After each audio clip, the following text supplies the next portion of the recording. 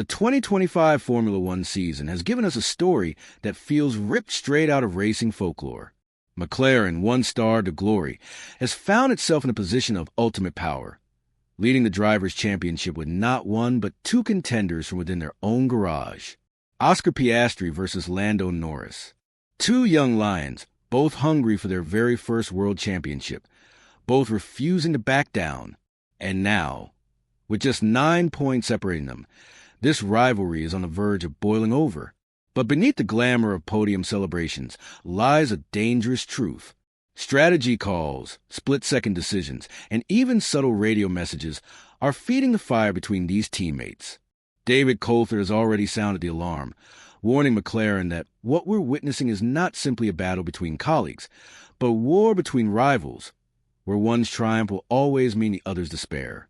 If you want to understand the hidden power struggle inside McLaren and why this could reshape Formula One history, make sure you subscribe now, because this is a story you do not want to miss. At first glance, McLaren's situation in 2025 looks like the dream scenario every team principal craves. They have built the fastest car on the grid. They are finally challenging for both championships, and they have two young electrifying drivers who represent the future of Formula One. But behind that glossy surface lies a dangerous truth. Oscar Piastri and Lando Norris are no longer just teammates. They are championship rivals. And that rivalry, if left unchecked, could ignite into a full-blown civil war that risks destroying McLaren's most successful season in decades. Oscar Piastri entered the year with a quiet but ruthless determination. The Australian has always been cool under pressure, a driver who rarely shows emotion, but whose speed and consistency made him a natural title contender. Early in the season, it looked like the championship might be his to lose. But in the last 4 races, Lando Norris has launched a counterattack, winning 3 and cutting Piastri's lead down to just 9 points. This is no longer about one driver carrying the team. This is a duel of equals, and when equals collide, sparks fly. The Hungarian Grand Prix was the perfect example of how fragile this relationship has become. McLaren rolled the dice on strategy, a gamble that ultimately handed victory to Norris. But for Piastri, it felt like betrayal.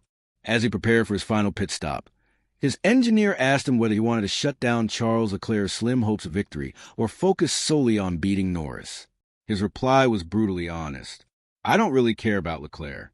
I just want the best chance to try and beat Lando." That single radio message revealed the reality. For Piastri, the only enemy is sitting across the garage in papaya colors. It's no surprise then that David Coulthard sounded the alarm, warning McLaren that this rivalry could soon boil over. He reminded us of a simple truth. Teammates are not really mates. They are each other's greatest rivals. One success always comes at the expense of the other. And that dynamic is toxic when a world championship is on the line. Formula One history has taught us that these situations rarely end peacefully. Alain Prost and Ayrton Senna destroyed each other inside McLaren. Nelson Piquet and Nigel Mansell tore Williams apart. Nico Rosberg and Lewis Hamilton split Mercedes in 2. Every single time the cost was immense fractured relationships, bitter controversies, and in some cases championships lost. For McLaren, the warning signs are already flashing. The Canadian Grand Prix saw Norris collide with Piastri, costing him his only retirement of the season. In Hungary, Piastri nearly took both cars out with a desperate late lunge. McLaren insists it is letting its drivers race freely under the so-called papaya rules. Basically, a gentleman's agreement not to crash into each other.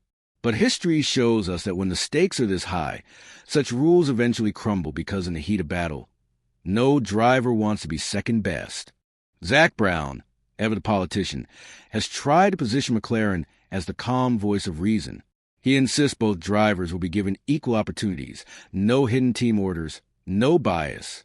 He even revealed the team will sit down with both men before the second half of the season, asking them how they want McLaren to act when one of them wins and the other loses.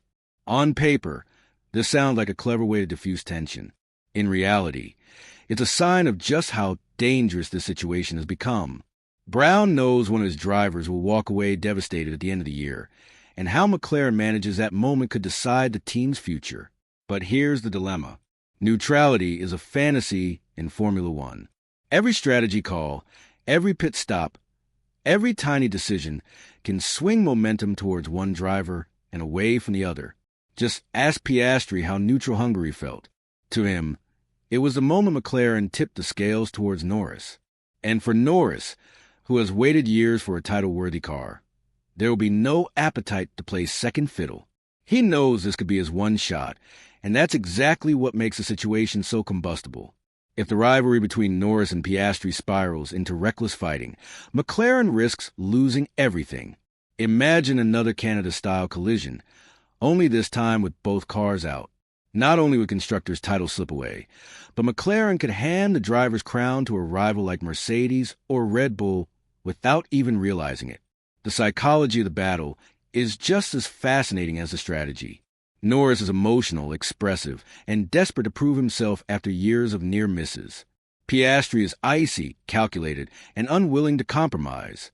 Both are young, both are ambitious, and both know that opportunities like this may never come again. Coulthard's words ring true.